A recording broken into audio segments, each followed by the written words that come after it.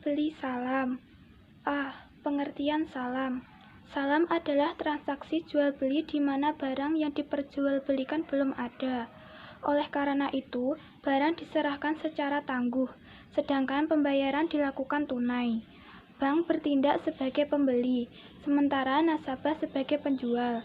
Sekilas transaksi ini mirip jual beli ijon. Namun dalam transaksi ini kuantitas, kualitas, harga, dan waktu penyerahan barang harus ditentukan secara pasti.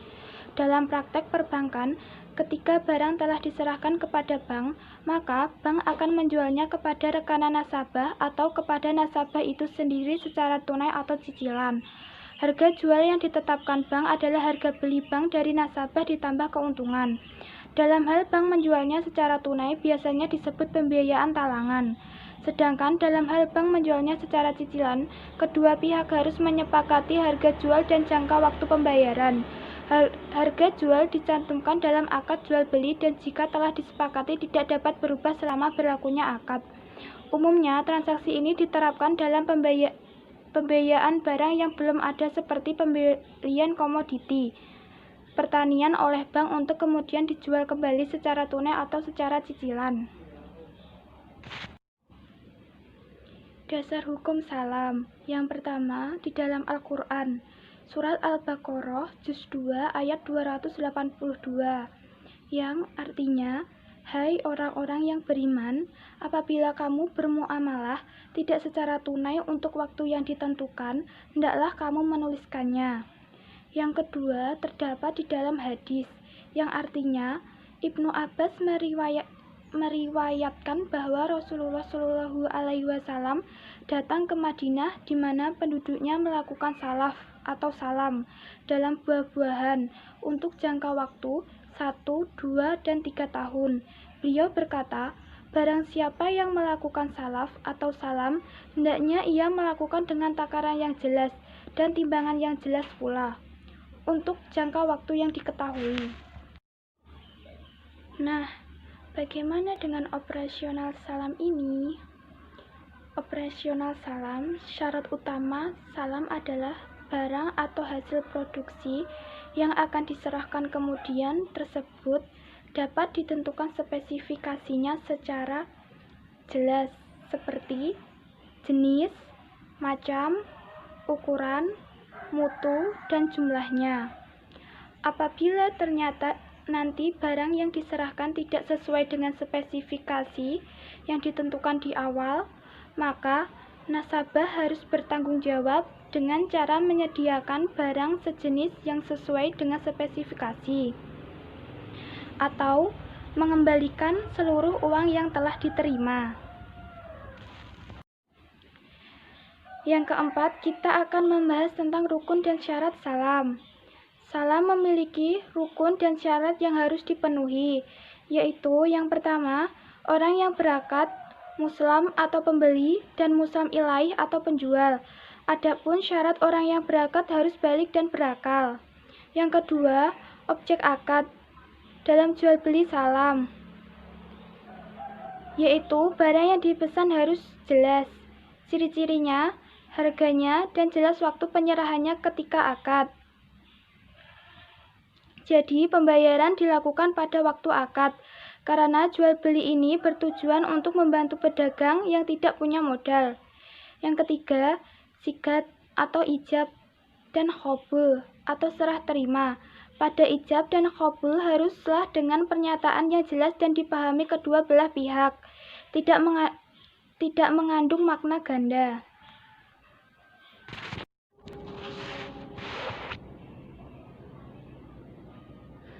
Yang kelima, ketentuan umum salam. Pembelian hasil produksi harus diketahui spesifikasinya secara jelas, seperti jenis, macam, ukuran, mutu, dan jumlahnya. Mengingat bank tidak menjadikan barang yang dibeli atau dipesannya sebagai persediaan atau inventory, maka dimungkinkan bagi bank untuk melakukan akad salam kepada pihak ketiga atau pembeli kedua, seperti bulog, pedagang pasar induk, atau rekanan. Mekanisme seperti ini disebut dengan paralel salam. Salam paralel.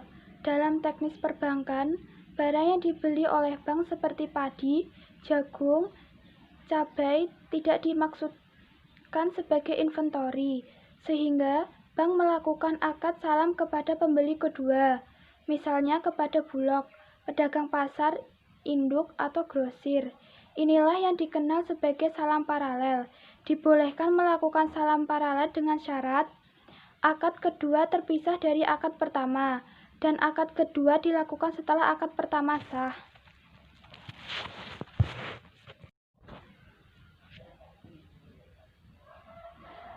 Yang kedua, kita akan membahas tentang jual beli istisna.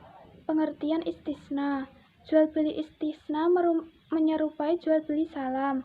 Namun, dalam istisna pembayarannya dapat dilakukan di awal, di tengah, atau di akhir, baik dengan cara kontan atau dengan beberapa kali atau termin.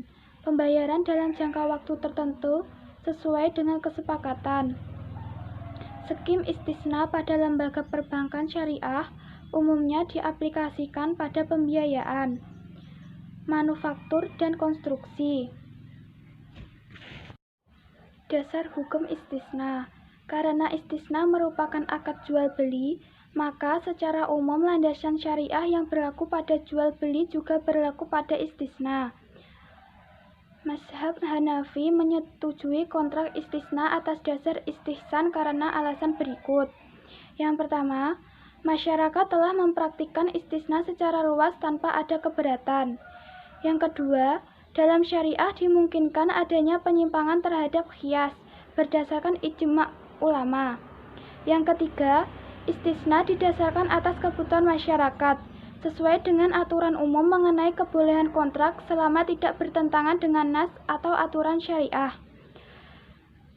Hal ini menjadikan istisna sebagai kasus ijma atau konsensus secara umum.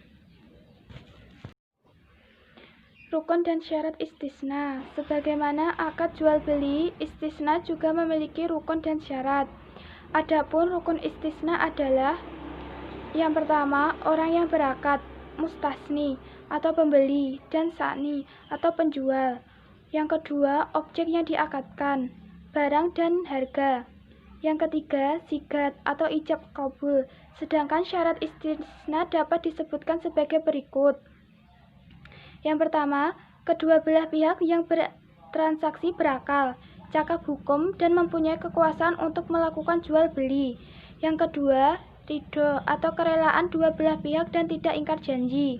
Yang ketiga, sani menyatakan kesanggupan untuk membuat barang. Yang keempat, apabila bahan baku berasal dari mustasni, maka akad ini bukan lagi istisna, tetapi berubah menjadi ijarah.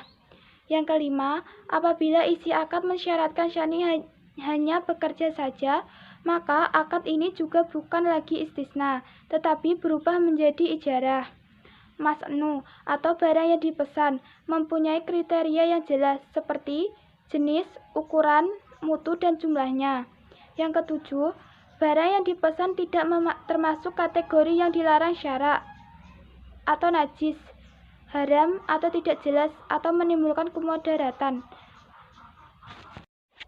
Ketentuan umum istisna. Spesifikasi barang pesanan harus jelas seperti jenis, macam, ukuran, mutu, dan jumlah.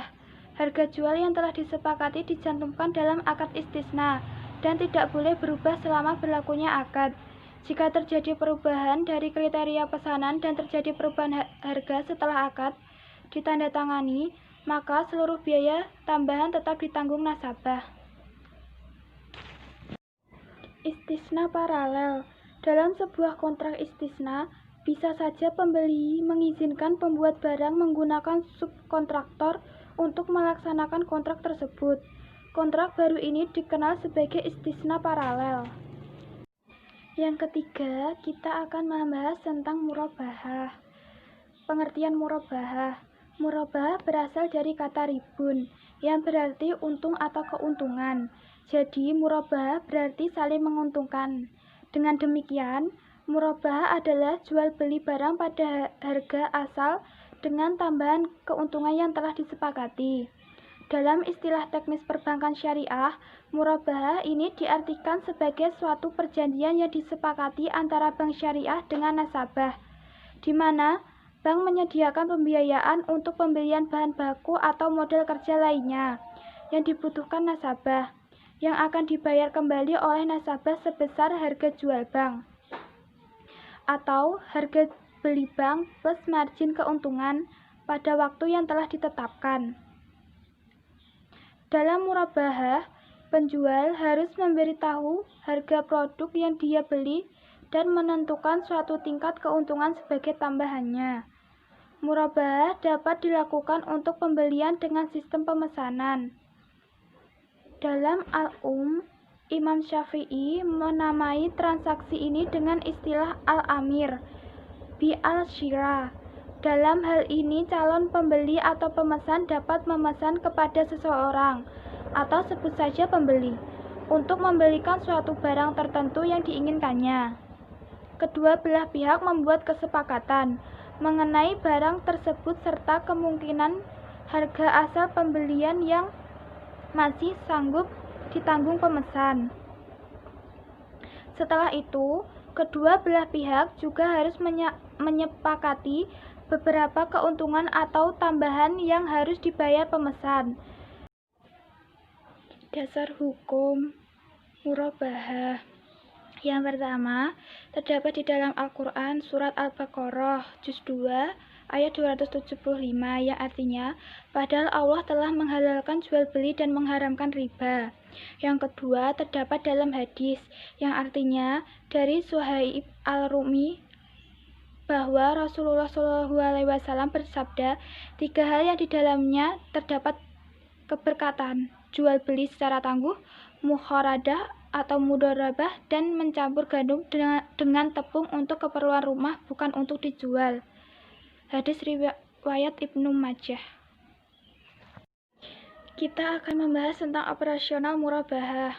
Produk murabahah adalah pembiayaan perbankan syariah dengan memakai prinsip jual beli barang pada harga asal dengan tambahan keuntungan yang telah disepakati dengan pihak bank selaku penjual dan nasabah selaku pembeli atau sebagai dana talangan. Karakteristiknya adalah penjual harus memberitahu harga produk yang ia beli dan menentukan suatu tingkat keuntungan sebagai tambahannya. Pembayaran dapat dilakukan secara angsuran, sesuai dengan kesepakatan bersama. Bila dilihat sekilas, terdapat persamaan jual beli murabahah dengan pembiayaan konsumtif. Persamaannya antara lain, pembiayaan yang diberikan adalah barang, seperti motor, mobil, dan lain-lain, bukan uang, dan pembayarannya secara cicilan. Namun, jika diperhatikan lebih dalam sesuai dengan fatwa DSN MUI, karakteristiknya berbeda. Terdapat beberapa perbedaan utama, antara lain jual beli murabahah dengan pembiayaan konsumen.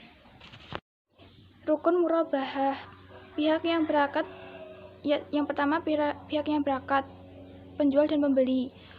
Objek yang kedua, objek yang diakadkan, barang yang diperjualbelikan, dan harganya. Yang ketiga, sigat atau ijab kabul, serah, ijab dan terima kabul. Syarat-syarat murabahah. Yang pertama, Bank Islam memberitahu biaya modal kepada nasabah. Yang kedua, kontrak pertama harus sah. Yang ketiga, kontrak harus bebas dari riba. Yang keempat, Bank Islam harus menjelaskan setiap cacat yang terjadi sesudah pembelian dan harus membuka semua hal yang berhubungan dengan cacat. Yang kelima, Bank Islam harus membuka semua ukuran yang berlaku bagi harga pembelian. Misalnya, jika pembelian dilakukan secara hutang. Jika syarat dalam 1, 4, atau 5 tidak dipenuhi pembeli, maka pembeli memiliki pilihan. Yang pertama, melanjutkan pembelian seperti apa adanya. Yang kedua, kembali kepada penjual dan menyatakan ketidaksetujuan. Yang ketiga, membatalkan kontrak. Penerapan murabahah dalam lembaga keuangan syariah. Murabahah merupakan salah satu bentuk penghimpun dana yang dilakukan oleh perbankan syariah, baik untuk kegiatan usaha, Secara umum, nasabah pada perbankan syariah mengajukan permohonan pembelian suatu barang, di mana barang tersebut akan dilunasi oleh pihak bank syariah kepada penjual, sementara nasabah bank syariah melunasi pembiayaan bank tersebut kepada bank syariah dengan menambah sejumlah margin kepada pihak bank sesuai dengan kesepakatan yang terdapat pada perjanjian murabahah yang telah disepakati sebelumnya antara nasabah dengan bank syariah. Setelah itu, pihak nasabah dapat melunasi pembiayaan tersebut baik dengan cara tunai maupun dengan cara cicil.